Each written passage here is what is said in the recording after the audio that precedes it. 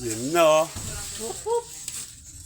Siyempre, humugot ako ng import eh. Buti walang gawa ng mga motor to ngayon, no?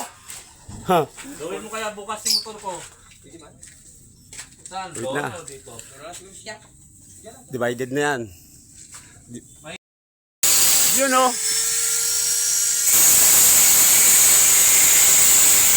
Lop, hindi Palawan Lop. At ito.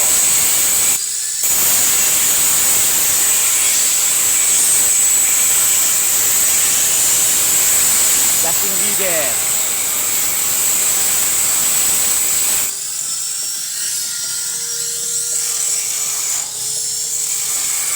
Partner, nang-harvest ng kalamansi.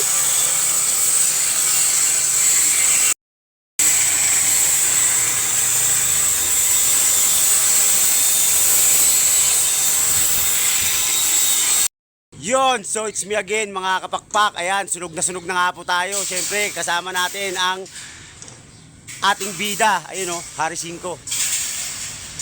Buti na lang. To the rescue, Harry 5. Ayun o, grabe. Magpo-flooring na nga kami mga kapakpak. Ayan o. Hey! Sunugan na kung sunugan mga kapakpak. I-update ko na lang ulit kayo mamaya. Let's go!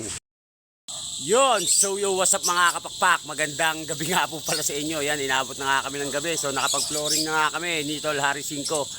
So bukas ako na nga lang yung gagawa tsaka si Justin.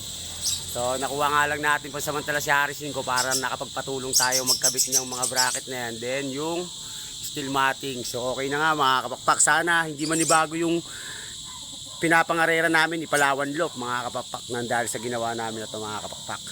Para at swertin pa tayo pagdating ng final lap mga kapakpak dahil ang daming magagaling na kalaban mga kapakpak at magagaling rin sa conditioning yan o.